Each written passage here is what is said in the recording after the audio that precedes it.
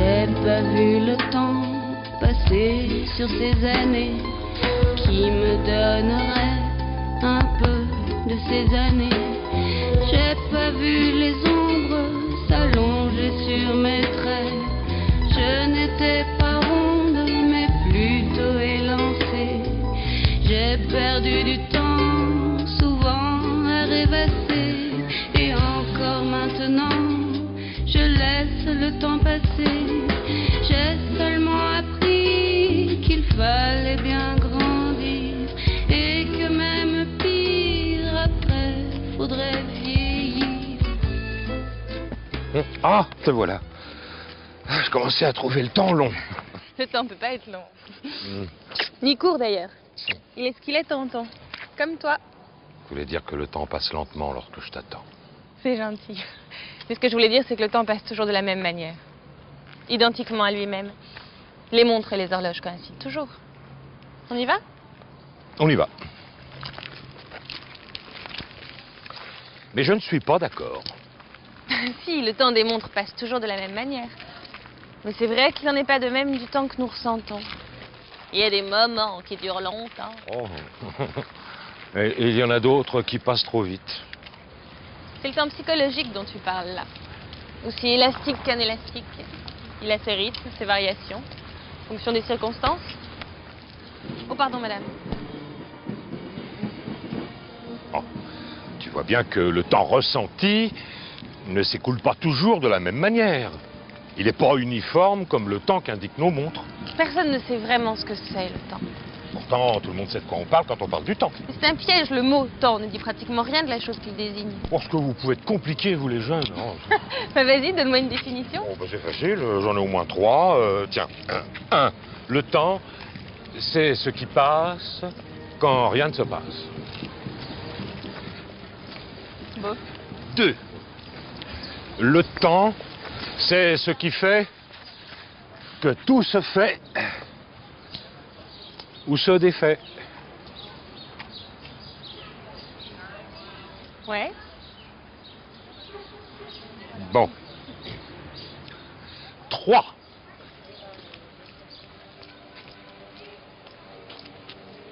Le temps, c'est l'ordre des choses qui se succèdent.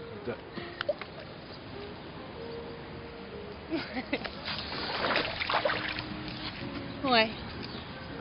Un peu facile tout ça. Moi aussi je peux le faire. Dire par exemple que le temps c'est le devenir en train de devenir. Ou bien, c'est encore plus drôle, que le temps est le moyen le plus commode qu'a trouvé la nature pour que tout ne se passe pas d'un seul coup. Tu vois bien que toutes ces expressions contiennent déjà l'idée du temps. Par exemple, dans ta dernière définition, tu as évoqué l'idée de succession. Or, cette idée présuppose celle du temps, comme le verbe passer. Donc, ces définitions se mordent la queue. C'est des tautologies qui ne disent rien de plus que la chose qu'elles désignent, ou tout au plus des métaphores, mais qui ne parviennent pas à rendre compte de la véritable nature du temps. Admets que le mot temps n'a pas un sens qui lui soit donné par quelque chose d'autre que nous, les hommes. Soit, mais cela est valable pour chaque mot. Un mot n'a que le sens que quelqu'un lui a donné. C'est comme le mouvement de l'aiguille sur le cadran d'une horloge. C'est une représentation. Mais cette représentation-là est culturelle. En fait, c'est un mouvement dans l'espace que nous voyons. Et nous associons ce mouvement au temps qui passe. Essaierais-tu de me dire que le temps n'existe pas? Certains philosophes le soutiennent. Je vois bien les traces du passé. Donc il y a bien eu passé. Or, pour qu'il y ait du passé, il faut qu'il y ait du temps. Mais justement, est-ce que tu es sûr que le temps n'existe pas autrement que par les traces qu'il laisse dans l'espace? Les écoulements, par exemple.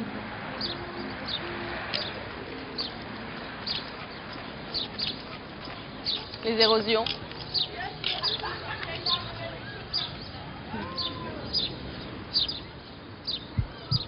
Les battements réguliers.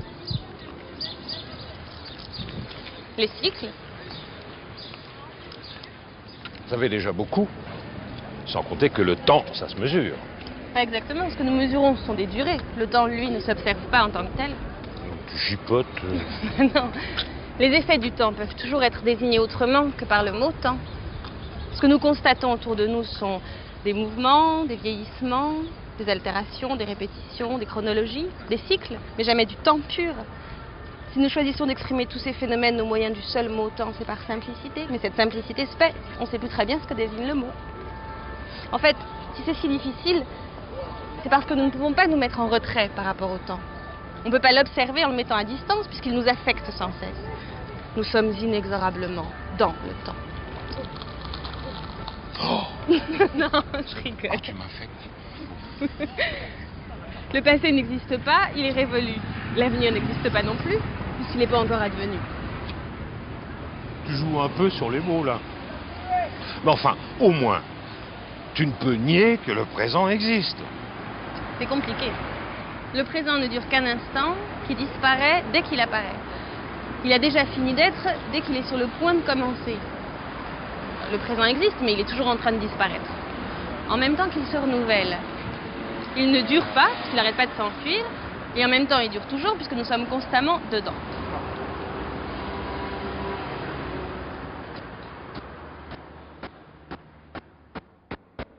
Joli paradoxe. J'exagère un peu, non? Tu es tout de même bien d'accord que le propre du présent, c'est d'être toujours là et d'être toujours en train de disparaître. C'est peut-être là que se tient la nature profonde du temps.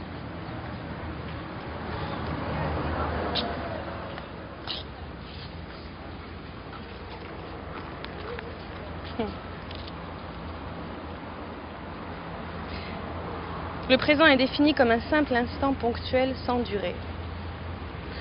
Moi, je le vois plutôt comme la coupure radicale entre un avant et un après limité.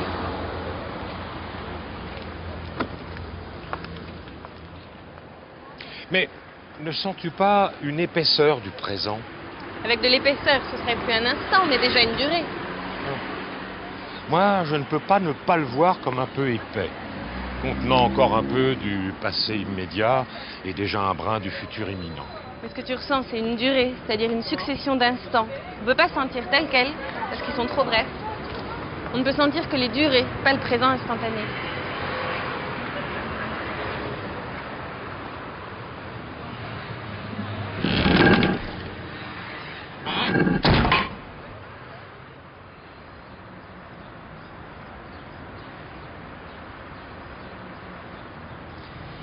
Que ce soit clair, mesurer le temps physique n'explique pas la brièveté de la vie, ni les amours éphémères, ni la mort. Quant aux physiciens, pendant très longtemps, ils ont cherché à éliminer le temps. Alors pourquoi ne cessez-vous d'en parler? Peut-être pour mieux nous en débarrasser. Pour nous, le temps est associé à l'instable, à l'éphémère ou variable, alors que la physique, elle recherche des lois et des rapports qui restent toujours valides, qui se soustraient au changement. Les physiciens s'intéressent à des processus avec une histoire, une évolution. Oui, mais ils tentent toujours d'y discerner des lois et des règles qui soient indépendantes du temps. La gravité reste toujours égale à elle-même le matin et le soir. Et même l'après-midi.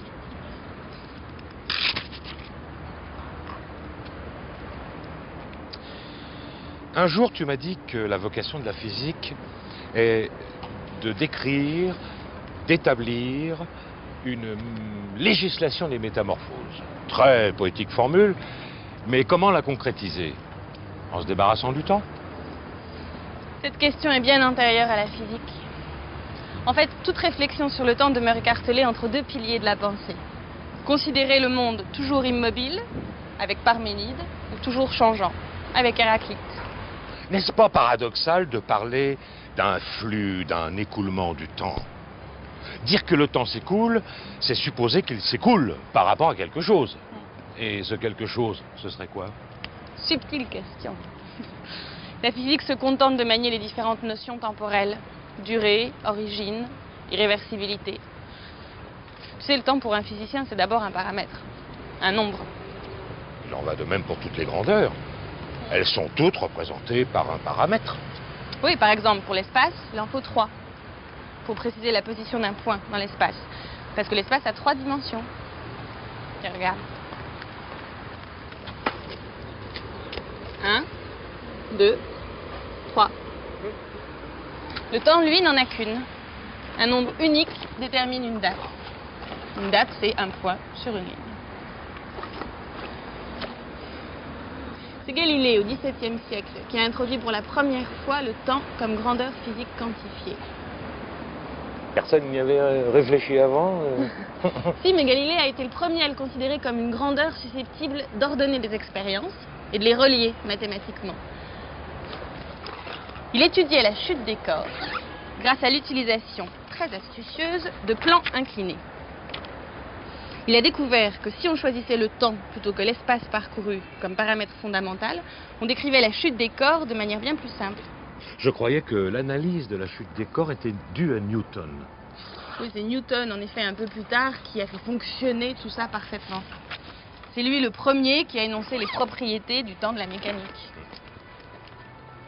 Et quelles sont-elles, ces fameuses propriétés? Que le temps s'écoule uniformément, qu'il est universel et absolu. L'efficacité de tout ça est remarquable. Les travaux de Newton ont remporté des succès magistraux pendant des siècles.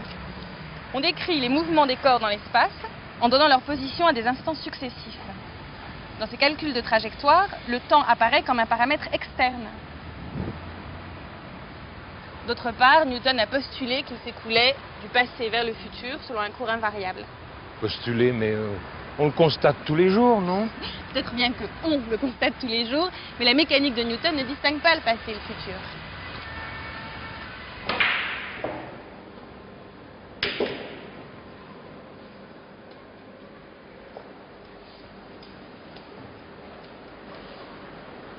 Tu vois?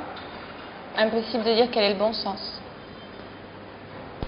Le mouvement inverse, qui se déroule en fait de notre avenir vers notre passé, pourrait tout aussi bien être le mouvement réel. Lorsqu'on inverse le sens du temps, les lois de la dynamique restent les mêmes. Sauf qu'on ne peut pas inverser le sens du temps. Bien sûr. Je te parle d'une expérience de pensée. Ça signifie que l'évolution inverse, ou plutôt symétrique, est également possible. Tu veux dire que le temps pourrait s'écouler à l'envers? Pas du tout, non. Ça veut simplement dire que selon la théorie, si un processus est possible, le processus symétrique l'est également. Nous savons bien, nous, ce que sont le passé et le futur. Parce que tu n'es pas qu'une boule de billard. La trajectoire de la boule de billard est un phénomène réversible, symétrique dans le temps. Il ne nous permet pas de distinguer le passé et l'avenir, puisqu'on pourrait les interchanger. La distinction existe bien. L'écoulement du temps a bien un sens. C'est nous qui décidons qu'un côté de la ligne est le passé et l'autre le futur. C'est nous qui mettons une flèche sur la ligne? Oui, c'est nous qui l'orientons.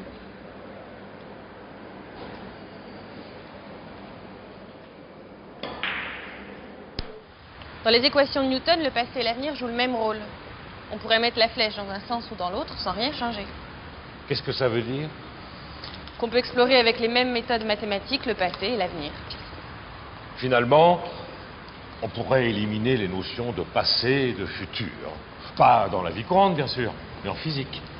Ben non, parce que cette distinction est posée comme une condition pour pouvoir faire de la physique. Sans ça, pas de causalité. C'est-à-dire? La physique se fonde sur le principe de causalité qui énonce qu'une cause doit être antérieure à ses effets. Acceptable, non? Toi et ta mère, plus je dis, vous me faites chier. Hein. Moi, je viendrai pas.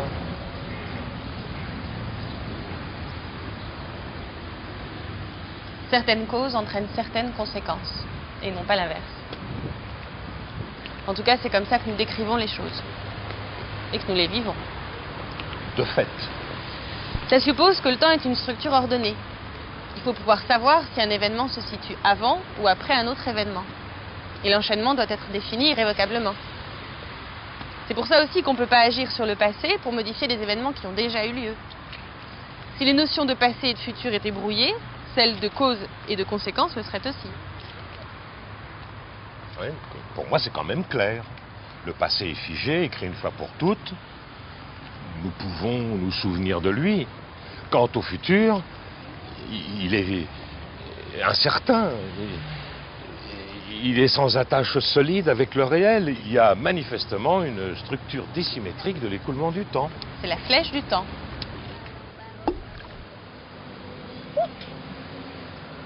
Mais la grande question, c'est de savoir d'où vient cette distinction. De nous-mêmes ou du monde? Est-elle due à notre façon de percevoir et de représenter les phénomènes, ou bien existe-t-elle dans les phénomènes eux-mêmes?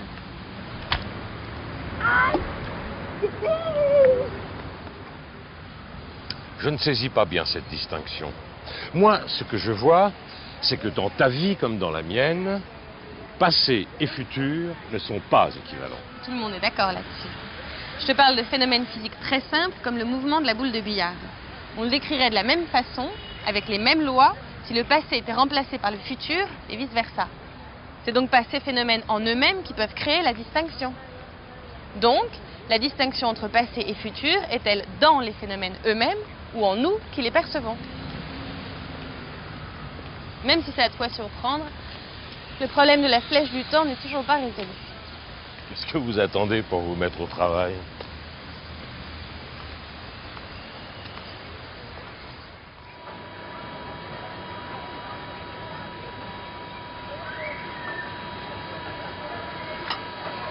L'irréversibilité du temps n'est pas un problème trivial.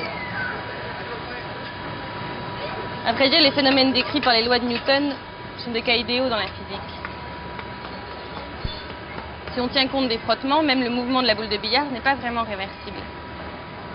Ces phénomènes décrivent une sorte de physique idéale qu'on rencontre rarement. Si on peut la trouver dans les mouvements célestes, par exemple. Mais la plupart des phénomènes auxquels nous sommes confrontés sont généralement irréversibles. Exemple typique, le chaud et le froid qui donnent du tiède. C'est vrai qu'on voit rarement du tiède donner du chaud plus du froid. C'est justement des phénomènes comme ça qui permettent de créer la distinction entre le passé et l'avenir.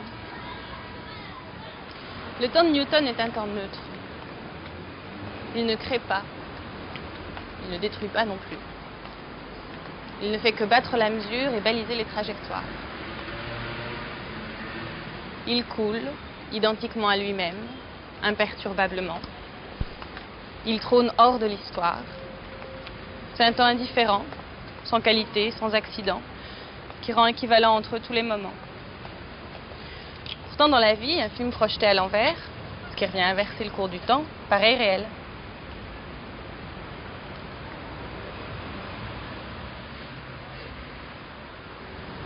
Et ça fait rire en général. Parce que tu l'as bien compris, il n'y a pas beaucoup de phénomènes pour lesquels on peut montrer le film dans les deux sens. Ah, mais j'ai bien compris. Tu expliques si bien. Nonobstant, pouvoir échanger passé et futur ne me semble conforme ni à la vie ni à la physique. Bah oui. D'ailleurs, cette réversibilité des lois newtoniennes a été ressentie comme un scandale au XIXe siècle.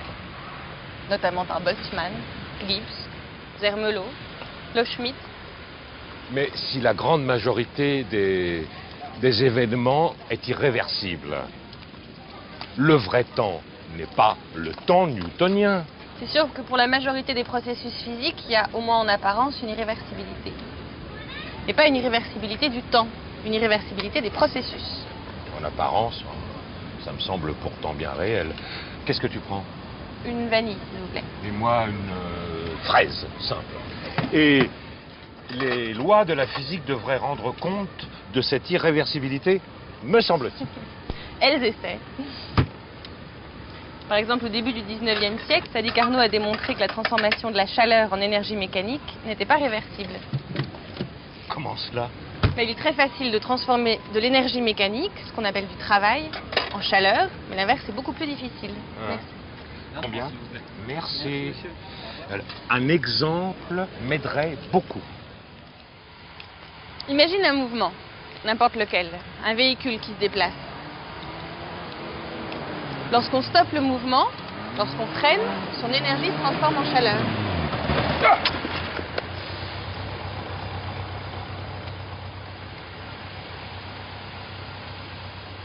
La chaleur aurait-elle en elle une qualité spéciale liée à l'irréversibilité? En quelque sorte. Je peux? En 1824, Carnot, dans les réflexions sur la puissance motrice du feu, ébauche, sans le savoir, le deuxième principe de la thermodynamique. Il a fait ça. Oui. Et alors? Et alors, le deuxième principe de la thermodynamique attribue à tout système une grandeur appelée entropie. Ah oui, l'entropie, c'est quelque chose comme du désordre ou... Oui, on peut dire ça pour aller vite, mais assimiler entropie et désordre, c'est une manière beaucoup trop simplifiée de voir les choses. Par exemple, c'est grâce à la croissance de l'entropie qu'on comprend que les planètes et les étoiles naissent, que la vie a pu naître et évoluer. Je crois pas qu'on puisse parler là d'augmentation du désordre. Vous ne savez rien, vous ne savez pas si la vie c'est de l'ordre ou du désordre. Tu m'énerves. Bon.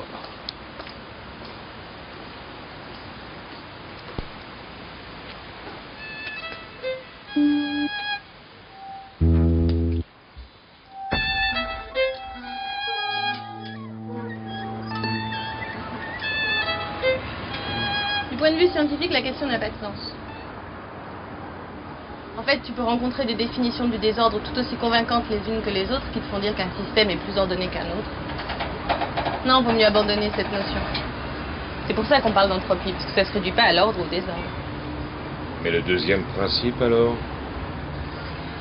Il énonce que dans un système isolé, la quantité d'entropie ne peut qu'augmenter. Ou à la rigueur rester constante, mais jamais diminuer. Cela veut-il dire que le désordre ne peut qu'augmenter? Eh bien, on est encore plus foutu que je ne le craignais.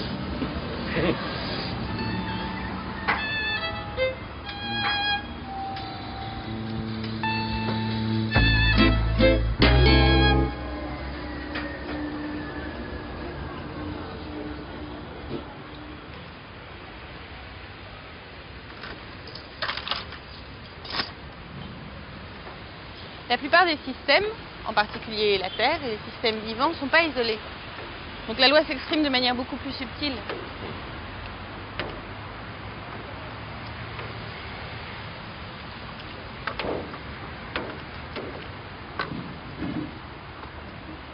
Et je te dis, la vie et l'évolution obéissent à ce principe. Pas de raison de s'affoler.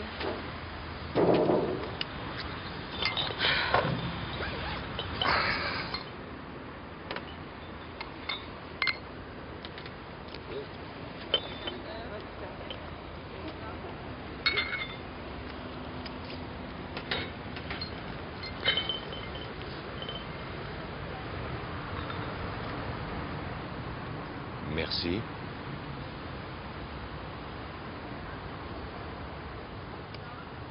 Alors, ordre ou désordre? Regarde. Si je laisse tomber mon sucre dans ma tasse de café, Il se dissout. l'entropie du morceau de sucre et de la tasse de café augmente. L'entropie de la tasse de café sucrée est supérieure. Ok. Et qu'est-ce qui est le plus ordonné? Le sucre dissous ou le sucre dans le sucrier? Tu vois que le lien entre désordre et entropie n'est pas très clair. Ça dépend de la manière dont on range ses affaires. En fait, les deux choses se rejoignent quand on les regarde au niveau des molécules et des atomes. Bon, en tout cas, le sucre qui fond dans la tasse est un phénomène irréversible. Exactement, il ne reprendra jamais ni sa forme ni sa blancheur. C'est bien ce que je pensais. Le passé ne se confond pas avec le futur et Newton peut aller se rhabiller. Tu ne devrais pas parler comme ça d'Isaac. Non, ce que tu peux dire, c'est que dans ce cas, on n'applique pas ces lois. Ce genre de phénomènes, autant dire la majorité des phénomènes physiques, sont décrits par d'autres lois. Celle de la thermodynamique. Alors pourquoi n'abandonnez-vous pas les lois de Newton? Parce qu'elles sont encore tout à fait efficaces dans beaucoup de situations, y compris pour décrire la fonte du morceau de sucre à l'échelle atomique. Mais tu cherches à m'embrouiller ou quoi? Tu me dis que le même phénomène qui se décrit grâce aux lois de la thermodynamique pourrait, à l'échelle atomique, être décrit par les lois de Newton. Oui, je te le dis. C'est pas simple ton affaire, hein? Ça a même longtemps été un des grands problèmes de la physique, le problème de l'irréversibilité.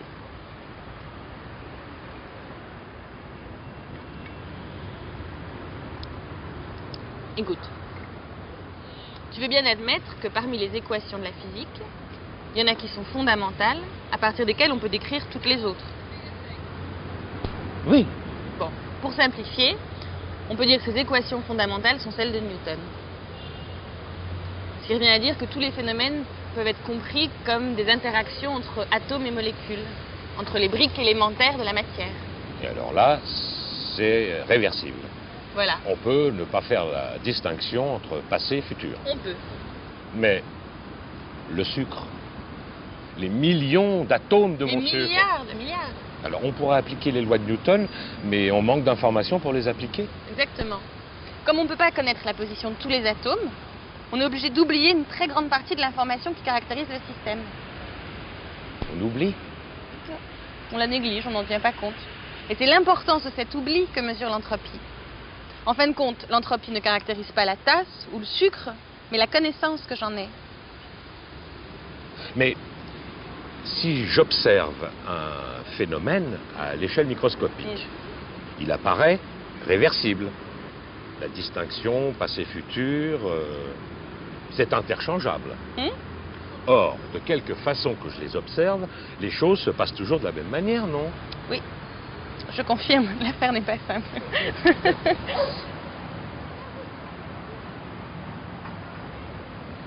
Non, ça signifie que l'irréversibilité caractérise pas vraiment le phénomène, mais plutôt le regard que nous portons sur lui. Pourtant, il est certain que si je mets un sucre dans la tasse, il va se dissoudre. Bien sûr. Ce qui est étonnant, c'est qu'au niveau microscopique, ça peut se passer de milliards de manières différentes. À notre échelle, le résultat sera toujours le même. Le sucre aura fondu. Mais il y a des milliards de scénarios qui aboutissent à ce résultat. Tous différents et tous conformes aux lois de la physique. Et tu ne sais pas si c'est selon le scénario numéro 1 ou selon le scénario 7 654 321. Voilà. Et cette impossibilité est la marque de l'irréversibilité. Elle est clairement due à l'imperfection de nos connaissances. J'en avais le soupçon. Au niveau microscopique, chaque scénario est réversible, mais l'ensemble de ces scénarios ne l'est pas. On comprend très bien mathématiquement. Tu me rassures. Mais si tous les phénomènes et tous les scénarios sont réversibles, il doit bien y en avoir un qui correspond au sucre qui se reforme. Peut-être un ou deux. Autant dire rien par rapport aux milliards où il ne se reforme pas.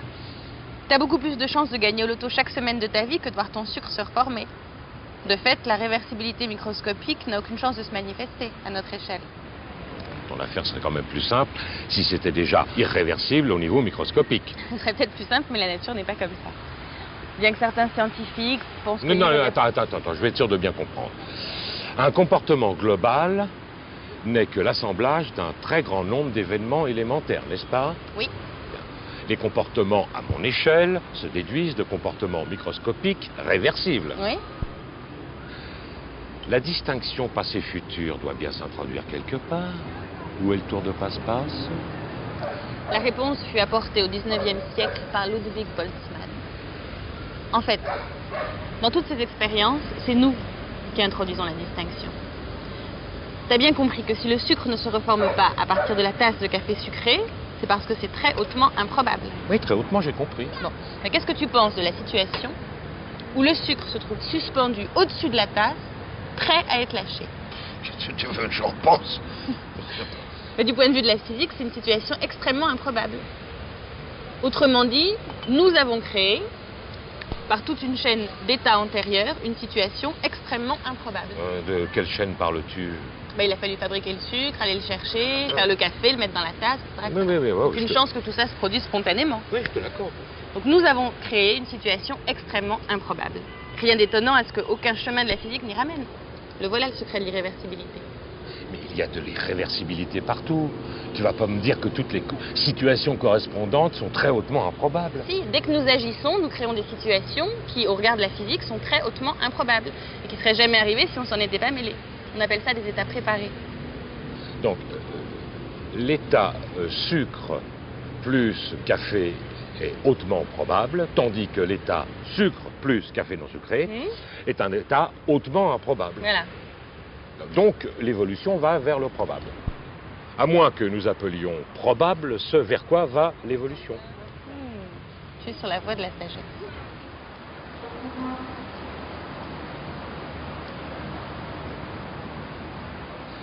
Ta physique est une lapalissade. Pas tout à fait. N'oublie pas que quelqu'un met le sucre non dissous dans le café. Et en faisant ça, je place le système dans un état que les lois de la physique vont faire évoluer de manière irréversible. Tu cherches à me culpabiliser, là? Ah, tu vas pas me dire que je suis le seul responsable de l'irréversibilité du temps. C'est quand même toi qui crée des situations déséquilibrées. J'ai le pouvoir de violer le deuxième principe. Pas du tout, non. Ce serait un petit peu compliqué à montrer, mais le deuxième principe est toujours vérifié, quoi que tu fasses. On n'échappe pas au deuxième principe. Soyons sérieux. Je veux bien reconnaître ma responsabilité pour le sucre. Mais l'irréversibilité est partout. Chez les êtres vivants, dans la météorologie, dans la géologie, dans l'évolution des planètes. Un mégalomanie ne pourra jamais assumer tout cela. Rassure-toi, tout vient de la loi. Tout système évolue vers son état le plus probable. Tout cherche à aller vers l'équilibre.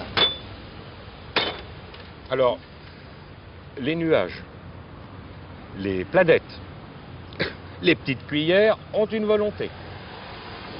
Non, c'est seulement une manière d'exprimer des lois statistiques. Bon, ben je n'insiste pas. Mais j'aurais au moins appris une chose, l'entropie d'un système augmente toujours. Et cela exprime simplement sa tendance à évoluer vers des états de plus en plus probables.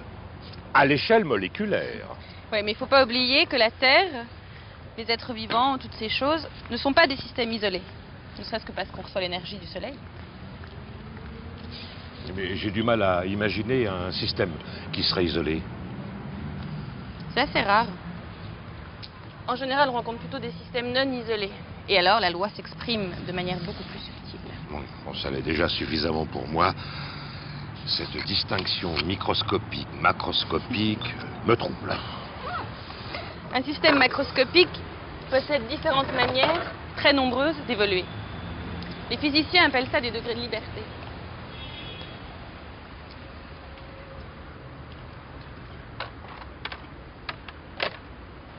Ah, la liberté.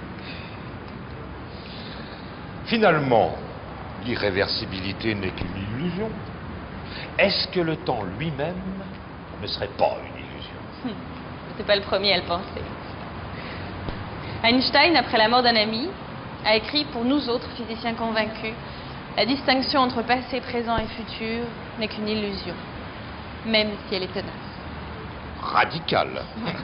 Peut-être a-t-il exagéré sa pensée pour consoler les proches de son ami.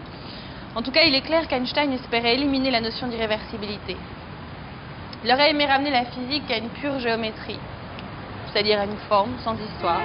Vous seriez bien contents, vous autres physiciens, d'éliminer le temps? Pas tous. Certains jugent impossible de soutenir que l'irréversibilité procède seulement de notre ignorance des détails fins ou de la subjectivité humaine. Et Albert, qu'en pensait-il? Einstein, lui, il a tenté de concilier deux théories apparemment irréductibles, l'électromagnétisme de Maxwell et la mécanique. La solution qu'il a trouvée, la relativité restreinte, exige de redéfinir l'espace et le temps. C'est pour ça qu'il a introduit le concept d'espace-temps. Je connais. Enfin, j'en ai entendu parler. Pour chacun de nous, on peut parler d'espace et de temps. Mais ce qui est le temps pour l'un peut devenir l'espace pour l'autre. Et réciproquement, je suppose. Dans la vie, bien sûr, le temps et l'espace, c'est pas pareil. Mais si tu imagines deux personnes en mouvement très rapide l'une par rapport à l'autre, eh bien c'est le cas. Très rapide. De l'ordre de la vitesse de la lumière. C'est des situations qu'on trouve en physique des particules ou en astronomie. Alors en TGV, en Concorde, en navette spatiale, je ne verrai jamais se changer le temps en espace. À ces vitesses, somme toute très modestes, les effets sont indécelables. Oui, mais si je me déplace très vite, le temps devient de l'espace et vice-versa. C'est le message numéro 1 de la relativité restreinte. Et pourquoi restreindre d'ailleurs? Parce que c'est une théorie qui décrit qu'un nombre restreint de situations physiques. Celle où la gravitation n'intervient pas. On peut dire que le temps est de l'espace. Voilà. C'est pour ça qu'on parle plus d'espace et de temps séparés, mais d'espace-temps. Rassure-toi, dans la pratique, on peut toujours découper dans l'espace-temps des tranches d'espace et des tranches de temps. Mais la théorie dit qu'on ne peut pas toujours le faire.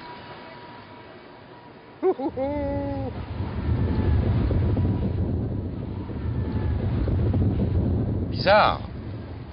Une horloge qui se déplace rapidement continue à marquer le même temps.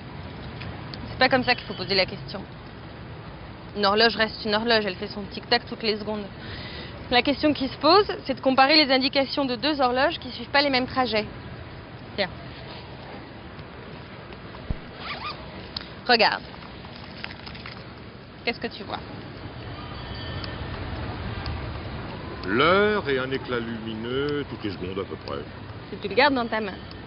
Mais imagine que tu l'envoies au loin, à une vitesse proche de celle de la lumière. Tu reçois les éclairs tous les combien? Ah bah c'est malin. T'as perdu ton réveil maintenant. Tous les combien les éclairs? Hein moins vite. Eh oui. Pour toi, entre deux éclairs, il n'y aura plus une seconde, mais 1,1 seconde. Ou 2 secondes. Ou 10 secondes. Tout dépend de la vitesse.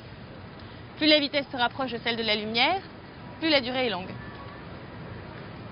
Et si l'horloge se rapproche? Au contraire, tu recevras des éclairs rapprochés, chaque demi-seconde par exemple. C'est ça la relativité? À vrai dire, ce genre d'effet n'est pas strictement propre à la relativité. Il existe aussi avec les sons. Tiens.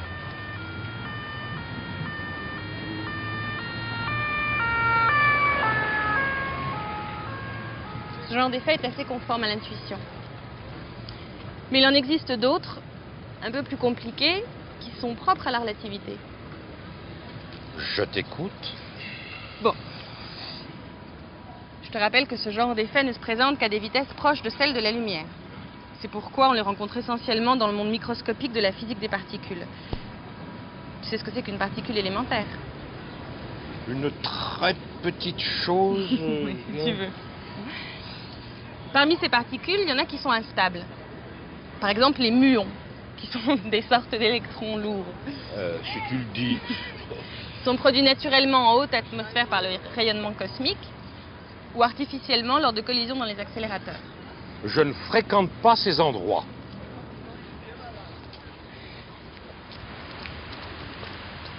Le muon a une particularité, il se désintègre toujours au bout D'un certain temps, enfin, je suppose. toutes les 2,2 microsecondes, en moyenne. C'est ce qu'on appelle la durée de vie. Une microseconde, ça fait 1/1000e de seconde. Ça laisse pas beaucoup de temps pour les voir. Et justement, tout est là. Parce que nous pouvons voir subsister des muons pendant plusieurs minutes.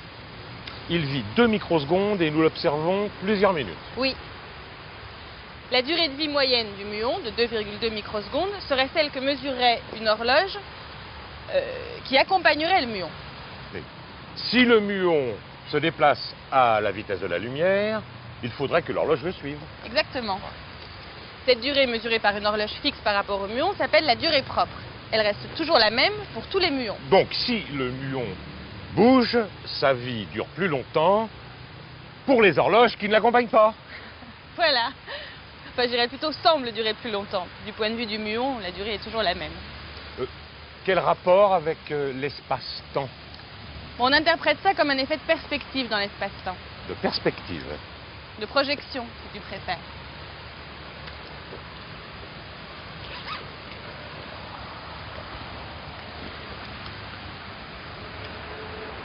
Qu'est-ce que tu vois? Je vois un crayon de 10 cm de longueur environ. Et là, qu'est-ce qui se passe? Je le vois raccourcir. Tu vois une autre dimension.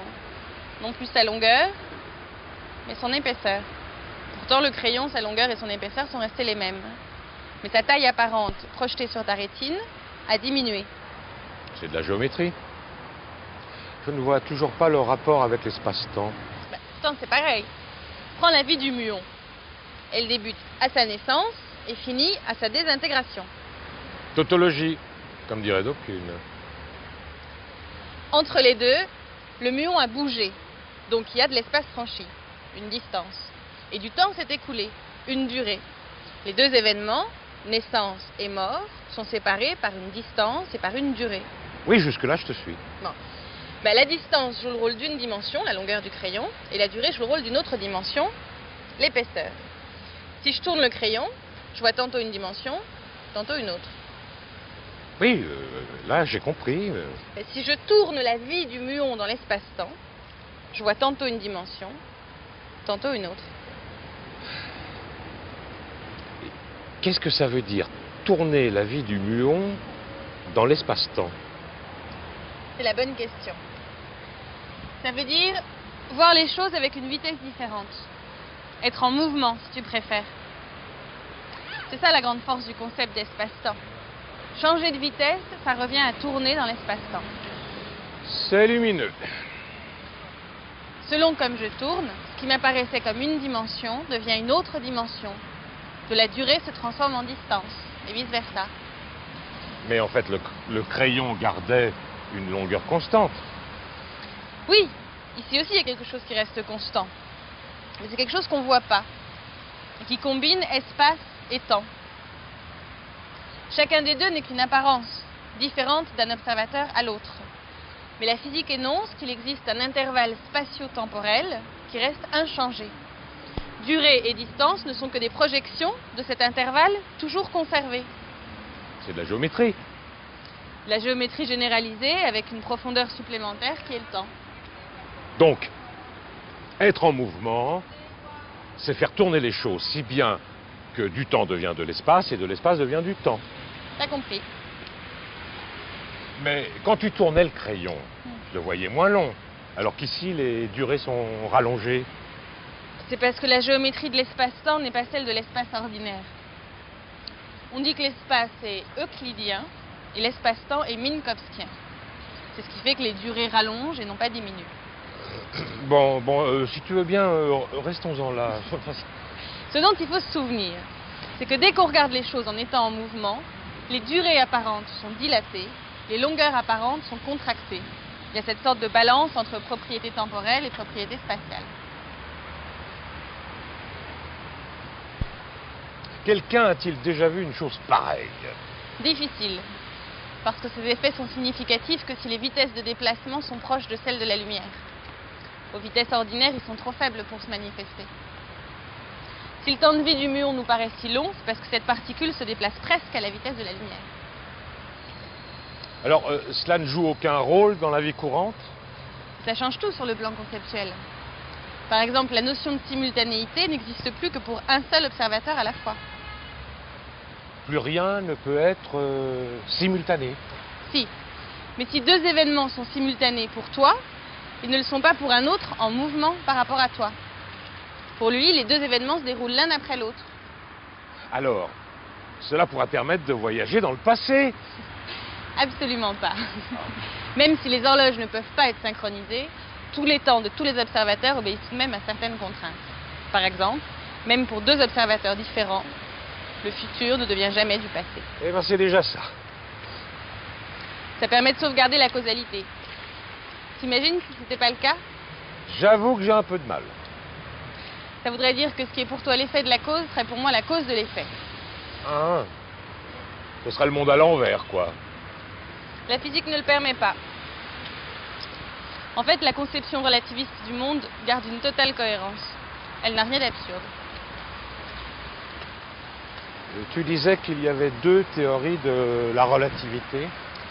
Oui, pour l'instant, j'ai parlé que de relativité restreinte. Il y en a une générale. Oula, je pressens que ça va être beaucoup plus compliqué.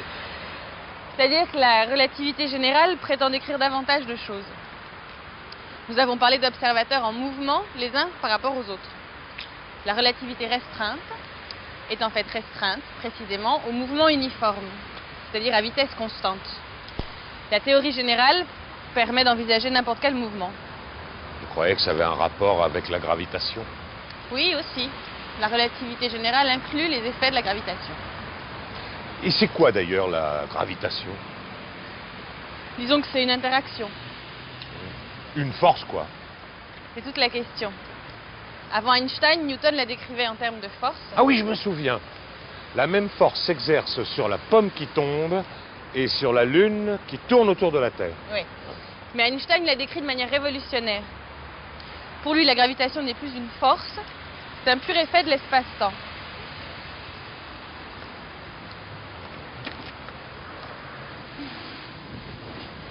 Aide-moi.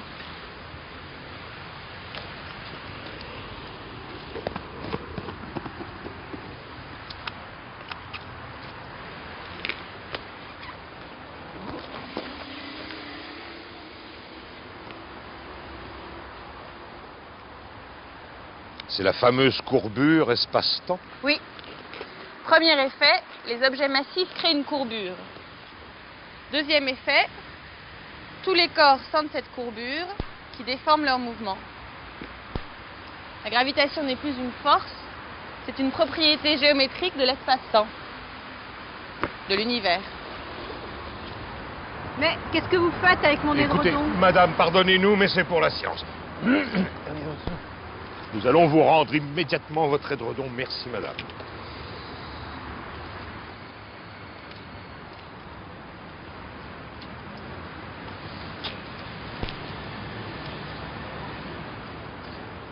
Et le temps, que devient-il? Tout ce que nous avons dit à propos de la relativité restreinte reste vrai, mais en présence de gravitation, il y a des déformations supplémentaires. Comme l'édredon, l'espace-temps se cabosse et devient courbe.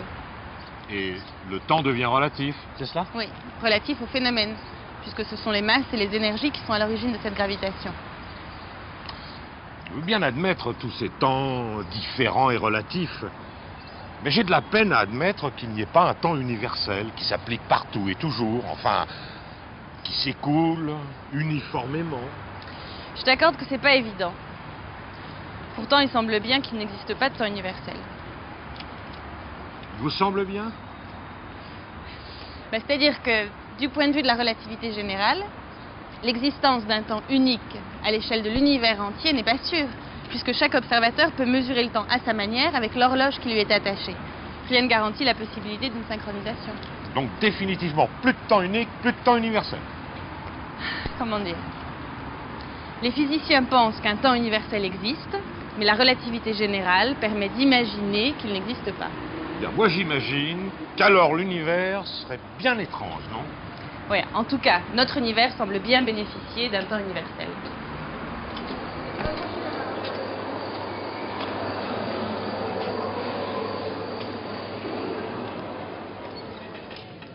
Mais d'où vient le temps cosmologique qui nous permet de retracer l'histoire de l'univers?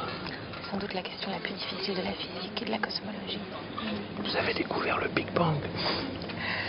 En fait, Big Bang ou pas, les physiciens reconnaissent l'impossibilité d'extrapoler les lois de la physique indéfiniment vers le passé.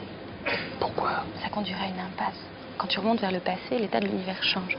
En remontant assez loin, l'état est tellement différent de celui d'aujourd'hui que les lois de la physique telles que nous les connaissons ne s'appliquent plus. Elles entreraient en conflit les unes avec les autres. Notamment les principes de la relativité générale et ceux de la physique quantique. Alors on ne sait rien sur l'origine de l'univers. Ni sur l'origine du temps. Pourtant l'histoire de l'univers a bien dû avoir un début. Pas si sûr, parce que cette histoire, c'est l'histoire même du temps. Or, si la question du temps nous dépasse, la question de l'origine du temps nous dépasse encore plus. Mais enfin, quelque chose existe. Il a bien fallu que ça apparaisse. Le problème, c'est qu'on ne peut pas le concevoir dans un sens ordinaire.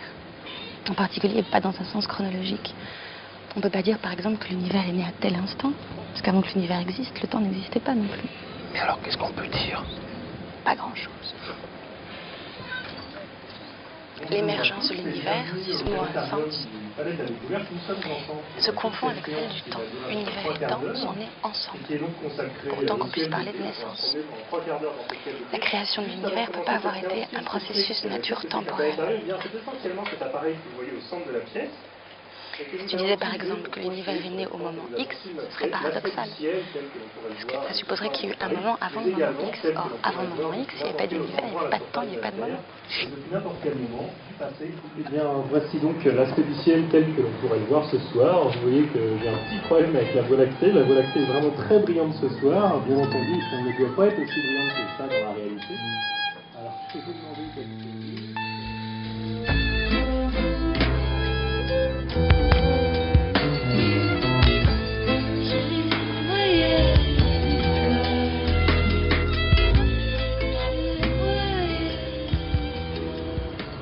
Et le temps de la physique quantique.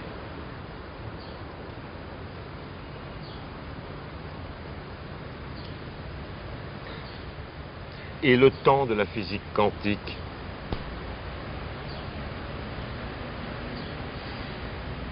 Il apparaît dans l'équation de la physique quantique. L'équation de Schrödinger. Et que décrit-elle, cette équation? L'évolution des systèmes microscopiques, au cours du temps, précisément. Et ce temps, quelle propriété a-t-il? À peu près celle du temps de Newton. Si bien que l'évolution est parfaitement réversible et déterministe. C'est pas la même chose. Non, c'est deux notions bien différentes. Ainsi, le temps de la physique quantique, c'est le temps newtonien. C'est un peu plus subtil. Pour l'équation de Schrödinger, la réponse est oui, mais il semble exister des phénomènes que cette équation ne permet pas de décrire. Ouais, ça se complique. En effet. C'est ce qu'on appelle les opérations de mesure.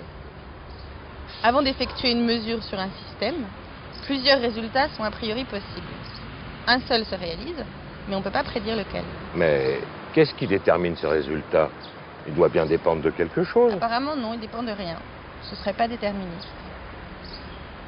Ce serait le hasard? T'as raison d'une certaine manière. Certains pensent que cet indéterminisme est vraiment réel et disent que seul le pur hasard déterminerait le résultat. Le pur hasard? À vrai dire, je connais personne qui ait jamais pu le définir.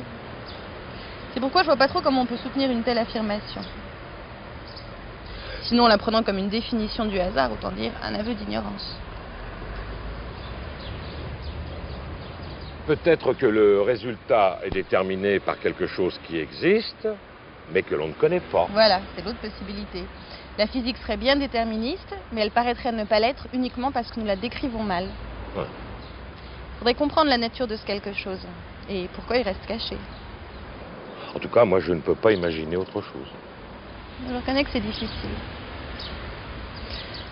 Certains pensent tout simplement que la question posée ainsi n'a pas de sens. De toute façon, on comprend très mal ce processus de la mesure. C'est une question qui reste à résoudre et qui est fondamentale. Autant dire qu'on démissionne, quoi. Et quid de la réversibilité? Elle apparaît là aussi, à peu près de la même manière qu'en physique classique. En fait, les deux questions du déterminisme et de la réversibilité sont un peu mêlées. Moi, je les vois comme deux questions différentes tout de même. Et ce qui les rapproche en physique quantique, c'est qu'elles sont toutes les deux liées au processus de la mesure. Alors, il y a un déterminisme microscopique, comme il y a une réversibilité microscopique. Exactement. Au niveau microscopique, l'équation de Schrödinger joue à peu près le même rôle que celle de Newton en physique classique. Ce qu'elle décrit est réversible. Et au niveau macroscopique, qu'est-ce qui joue le rôle de la thermodynamique? Précisément, c'est le processus de la mesure. Il est irréversible. Alors, à l'échelle microscopique, c'est réversible. Pour la mesure, c'est irréversible. Et est-ce qu'on peut résoudre le problème de la même manière qu'en physique classique? Là aussi, les avis sont partagés. La tendance actuelle serait de dire plutôt oui. Selon la théorie de la décohérence, le processus de la mesure obéit lui aussi à l'équation de Schrödinger. Un peu comme la thermodynamique obéissait finalement aux lois de Newton. Comme la mesure met toujours en jeu un système très étendu, un appareillage macroscopique, tout se passe comme si c'était irréversible. Pourtant, la réversibilité s'applique en droit.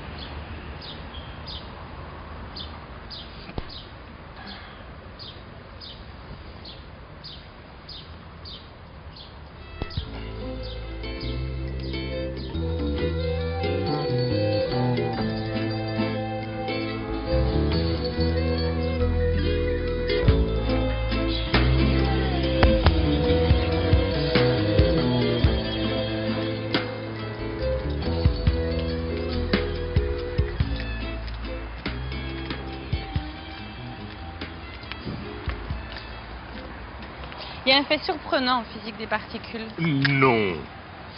Oui. Il semblerait qu'il y ait une dissymétrie entre passé et futur. Une dissymétrie. Tu sais ce que c'est qu'une symétrie par rapport à un miroir. L'image n'est pas identique à l'original, mais elle lui ressemble beaucoup. Gauche et droite sont inversées. Oui. Mais l'image représente un autre phénomène, un autre objet, tout aussi réaliste. Si je te montre une photo, tu peux pas me dire si c'est un original ou une image dans un miroir. Sauf pour un texte écrit. Léonard de Vinci écrivait à l'envers. Non.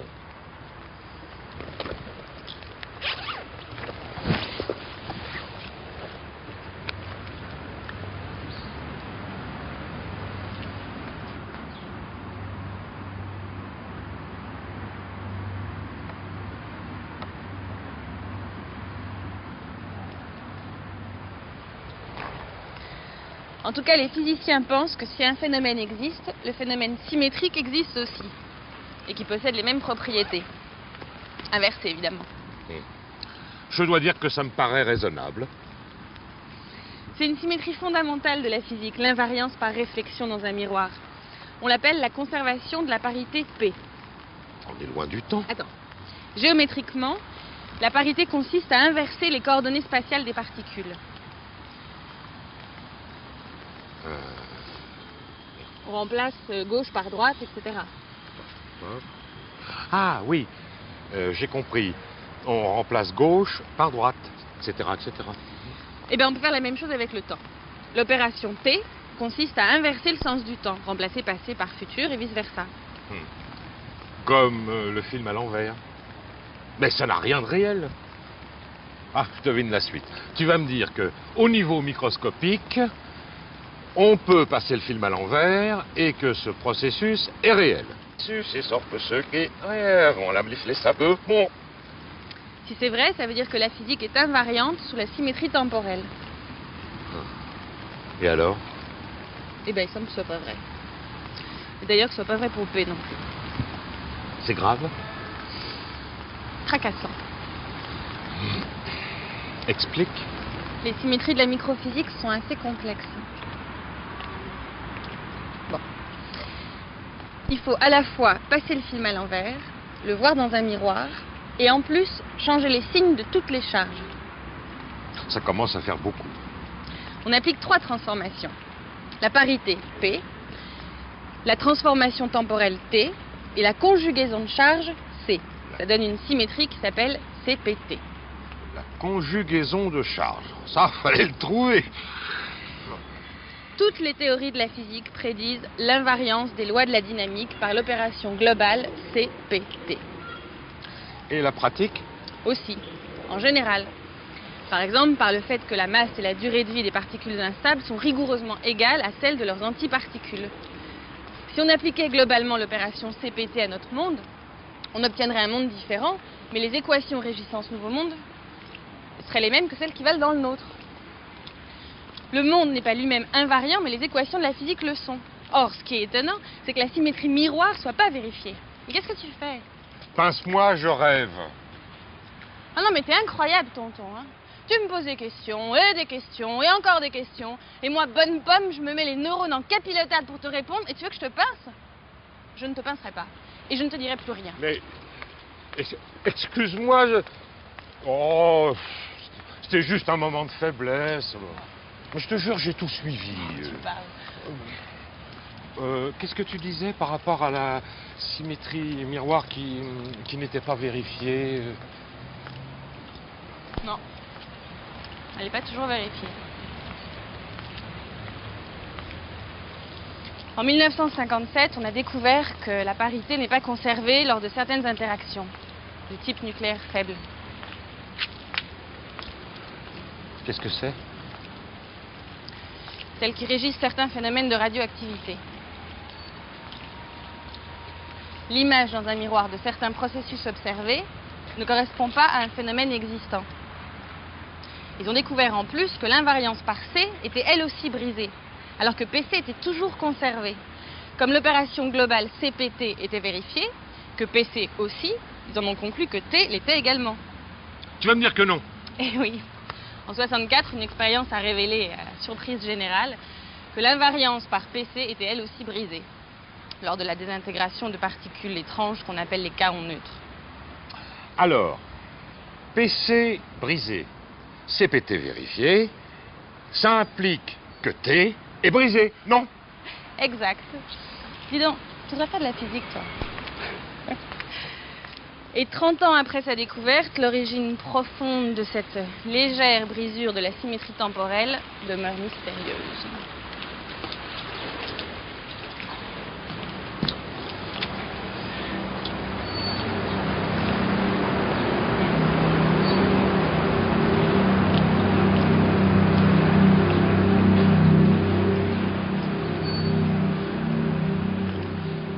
Tout ce temps pour en arriver à quoi? Qu'on ne sait pas très bien ce qu'est le temps. Non. Chacun des systèmes conceptuels de la physique lui donne un statut particulier. Prends la question de cette asymétrie passé-futur liée à l'irréversibilité. Il y a des flèches, des orientations différentes. Thermodynamique, électromagnétique, cosmologique, quantique, nucléaire. On se demande s'il n'existe pas une flèche mère. Ce qui veut dire? Une sorte de direction fondamentale du temps qui s'imposerait dans toutes les branches de la physique. Certains pensent que ça pourrait être l'expansion de l'univers. En fait, je dirais qu'il y a deux façons de penser. La première se fonde sur l'histoire et le temps, et l'autre sur l'éternité et l'absence de temps. Deux conceptions contradictoires. Oui, mais pourtant inséparables. Et toutes les deux nécessaires pour comprendre le monde.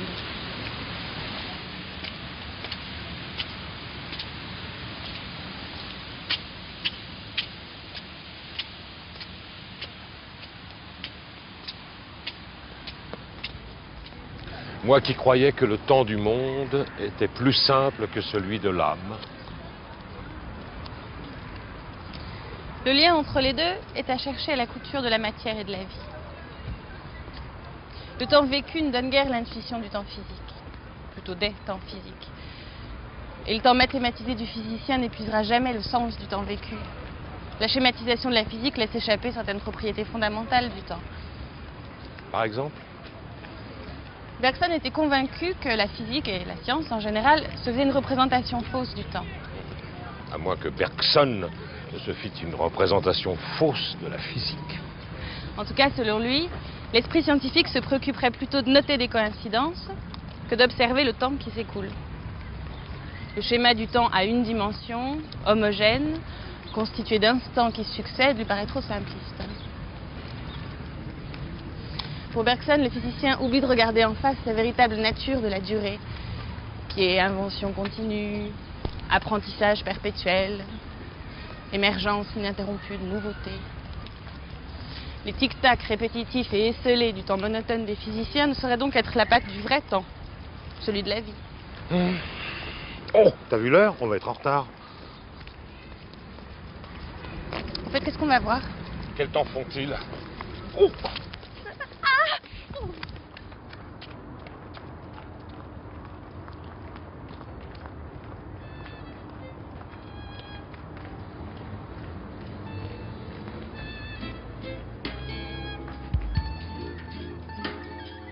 J'ai pas vu le temps passer sur ces années qui me donneraient un peu de ces années. J'ai pas vu les ombres s'allonger sur mes traits. Je n'étais pas ronde mais plutôt élancée. J'ai perdu du temps souvent à rêvasser. Et encore maintenant. Ah, te voilà. Je commençais à trouver le temps long. Le temps peut pas être long. Ni court d'ailleurs. Il est ce qu'il est de temps en temps. Comme toi. Je voulais dire que le temps passe lentement lorsque je t'attends. C'est gentil.